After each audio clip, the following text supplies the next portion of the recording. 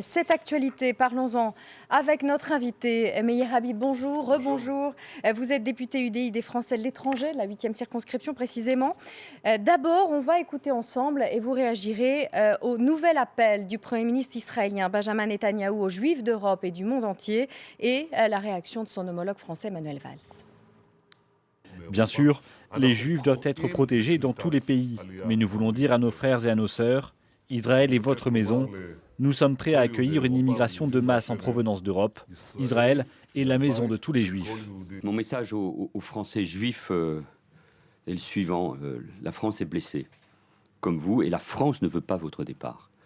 La France vous dit une nouvelle fois son amour, son soutien, sa solidarité. Cet amour est bien plus fort que les actes de haine, fussent-ils répétés. Et la maison des Français juifs, c'est la France. Je regrette d'ailleurs les propos du Premier ministre Netanyahou. Quand on est en campagne électorale, ça ne veut pas dire s'autoriser à n'importe quelle déclaration. La place des Français juifs, c'est la France. Vous, Meyer Habib, déjà personnellement, est-ce que vous avez envie de quitter la France ? Mais écoutez, lorsque des enfants sont tués, lorsque des gens qui font leurs courses pour Shabbat sont massacrés, lorsque nos filles sont violées, lorsque nos cimetières sont profanés, la question se pose. L'Europe a une dette envers les Juifs. 6 millions de Juifs ont été massacrés. Et Benjamin Netanyahou, je suis désolé, j'ai fait beaucoup de compliments à Manuel Valls, mais là c'est Manuel Valls qui a tort. Il est dans son rôle quand il appelle les Juifs de France à partir, et moi en tant que député français, je dis c'est à la République de responsabilité. Il y a beaucoup de paroles fortes. Maintenant nous attendons des actes. Mais vous, en tant que député français, vous appelleriez les Français à quitter la France pour aller en Je Israël ? n'appelle pas, je reçois chaque jour des centaines de mails des Juifs qui ont peur. C'est factuel. Aujourd'hui, quand un Juif fait ses courses pour Shabbat, comme ils le font depuis la nuit des temps, ils peuvent être tués. Lorsque les Juifs amènent leurs enfants à l'école, dans une école qui sont juives, les enfants peuvent ne pas revenir. Donc il y a une inquiétude. Moi, je suis français, j'aime la France, c'est ma langue maternelle. Je suis né à Paris, dans ce pays qui m'a tout donné. Mais il y a une immense inquiétude. Et le Premier ministre de l'État d'Israël... Pour en revenir à ma première question, est-ce que vous auriez envie de quitter la France ? Moi, non, je ne quitte pas la France. Je suis à ce stade... J'habite en France, mais j'ai deux de mes enfants qui habitent en Israël. Il y a beaucoup... C'est quoi le sionisme ? Le sionisme, c'est le retour du peuple juif sur sa terre ancestrale qui a 2000 ans. Moi, je suis français juif. J'aime la France, j'aime Israël. J'aime la France et Israël comme j'aime mon père et ma mère. C'est possible, c'est la réalité des choses. Et beaucoup de Français... Maintenant, ce que j'attends de la République, de mon pays, en tant que député français, au-delà des paroles qui sont des paroles fortes, ce sont des actes forts. Or, actuellement, on a énormément de paroles, mais je vois ce qui est en train de se passer. Les actes sont en croissance permanente. Regardez ce qui se passe au Danemark, un minuscule pays, 6000 juifs, encore des juifs tués, alors que pendant la guerre, les Danois avaient protégé leurs juifs. La situation est catastrophique. Mais est-ce que vous pensez aujourd'hui que tous les juifs du monde ont vocation à aller vivre en Israël ou qu'ils doivent continuer à être ce peuple de la diaspora ? Mais évidemment, alors je vais vous dire, Audrey, il y a près de 600 000 juifs actuellement en France. L'année dernière, 7 000 juifs sont partis. On parle de cette année d'une alia... 7 000 juifs cette année, c'est le double de l'année d'avant. Et le double de l'année d'avant. Puis il y avait 1 800 il y a 2 ans, 3 000, 7 000. Je pense que l'année prochaine, il y aura près de 10 000. Mais pourquoi ? Parce que les juifs ont peur, parce que leur vie est menacée. Mais l'écrasante majorité des Français juifs resteront ici. Des juifs ont donné leur vie à ce pays. Allez dans les synagogues, regardez la liste des juifs de la guerre 14-18, regardez la liste des anciens combattants. Les Juifs sont ici chez eux. La France est le pays des Juifs qui vivent ici depuis des millénaires. Rachi, un des plus grands commentateurs juifs, qui était vinificateur en Champagne, faisait du vin au IXe siècle.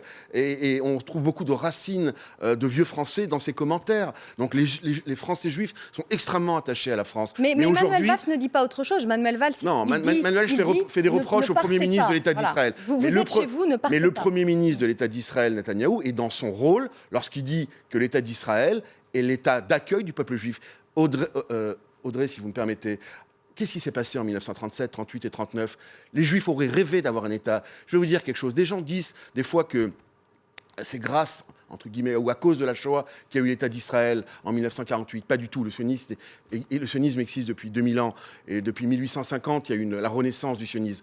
Par contre, je peux vous garantir que s'il y avait eu l'État d'Israël, il n'y aurait jamais eu la Shoah. Et l'État d'Israël, c'est le certificat d'assurance de vie du peuple juif, qu'on le veuille ou qu'on ne le veuille pas. Au-delà de la bonne volonté de Benjamin Netanyahou, quel intérêt politique a-t-il a sans cesse appelé les Juifs d'Europe et du monde à venir vivre en Israël. Benjamin Netanyahu l'a J'imagine un fait, Ehud intérêt Olmert politique. l'a fait, Ehud Barak l'a fait, David Ben Gurion l'a fait. Tous les premiers ministres, depuis la création de l'État d'Israël, ont appelé les Juifs du monde qui le souhaitent, parce que si c'est leur souhait, de venir en Israël. Ça, c'est le sionisme, c'est ce qu'ont fait tous les gouvernements de l'État d'Israël depuis sa création. Moi, en tant que député français, je dis à mon gouvernement, à la France, vous avez eu des paroles fortes, certes.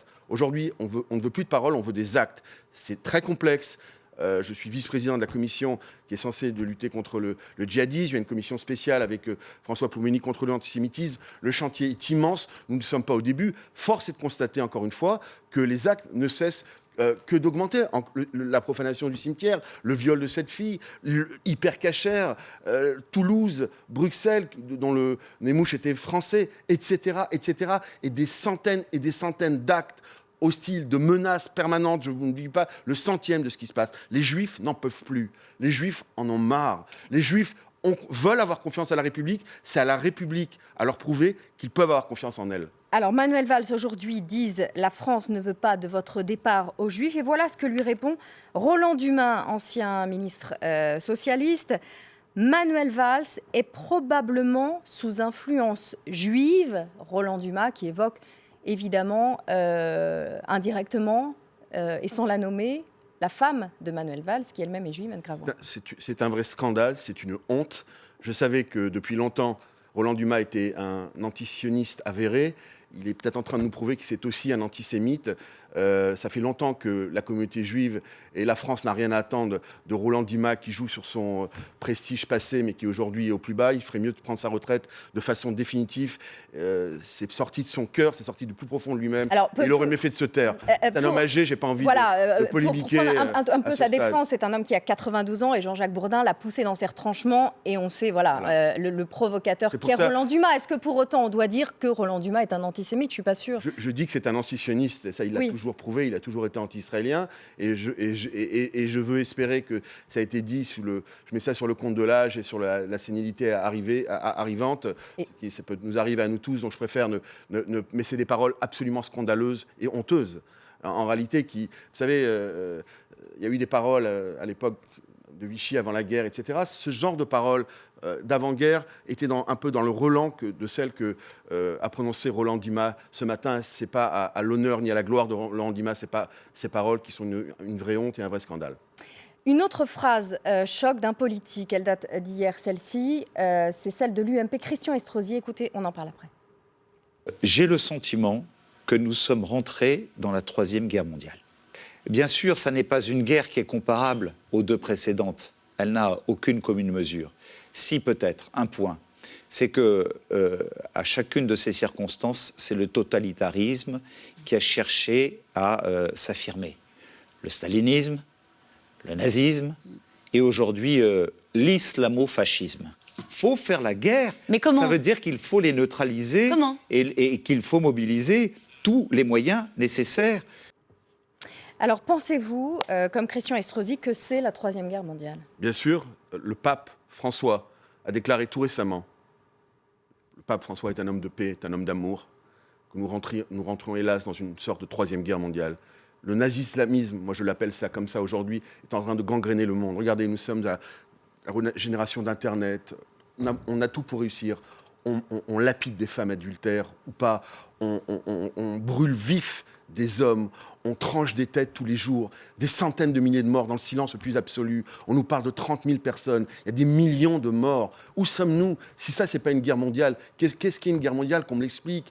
À Paris, à Bruxelles, au Danemark, à Copenhague, dans toute l'Europe, le nazi-islamisme, l'islamisme radical frappe.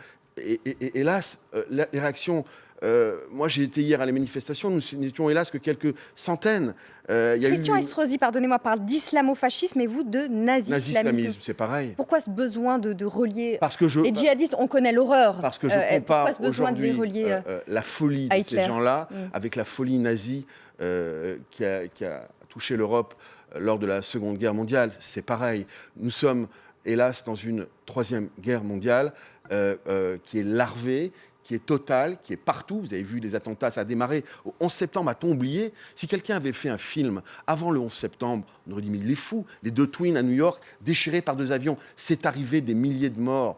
Et depuis, Et les chrétiens coptes en les Égypte. chrétiens coptes massacrés, tués. Les chrétiens disparaissent totalement du Moyen-Orient. Le seul endroit, vous savez, où ils peuvent vivre à peu près tranquillement, c'est en Israël. Ce sont des dizaines de chrétiens, des centaines de chrétiens qui me l'ont dit. Voyez, à Bethléem, pourtant sous autorité palestinienne, aujourd'hui, il y a à peine 18% de chrétiens. Les chrétiens ne peuvent plus vivre leur foi au Moyen-Orient. Ils sont massacrés, dans le silence absolu. Comme hier, ces malheureux coptes. Il est temps d'ouvrir les yeux. Il est temps d'éradiquer, de couper la tête aux terroristes pour utiliser un terme qu'ils aiment tant. Si on est en guerre justement contre eux, pourquoi ne fait-on pas vraiment la guerre? Est-ce qu'il y a moyen de négocier? Et manifestement, ce n'est pas votre avis, et c'est l'avis de peu de monde, parce que Dominique de Villepin reprochait à Estrosi de parler de Troisième Guerre mondiale.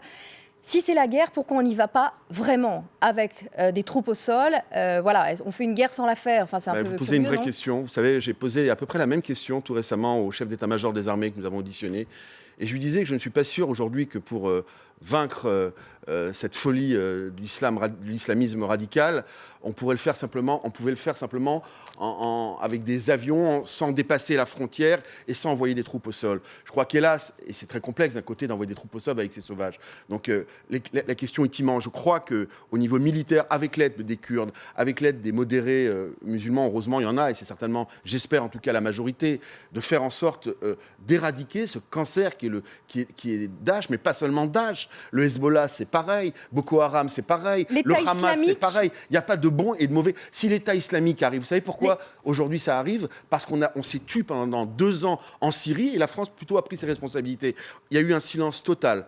Un silence assourdissant. Il y a eu 200 000 morts et personne n'est intervenu. L'État islamique, qui depuis l'intervention de la coalition internationale, n'a reculé, ce sont des chiffres du Pentagone, n'a reculé que d'1% en Syrie et en Irak.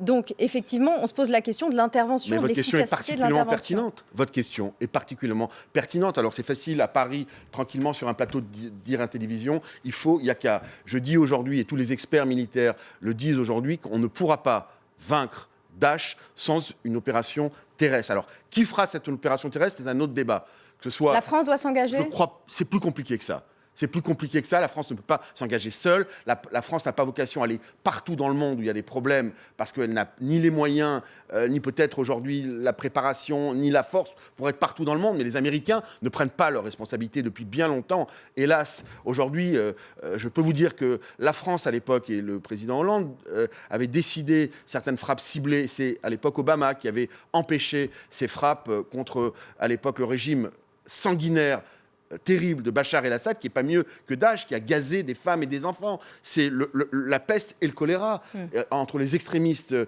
islamistes chiites et extrémistes chiites. C'est encore une fois extrêmement complexe. À ce stade, on ne peut pas envoyer des troupes partout dans le monde. C'est beaucoup plus complexe que ça. Par contre, la communauté internationale, dans son ensemble, a à prendre ses responsabilités. Merci Meir Habib, merci d'avoir été notre invité ce matin.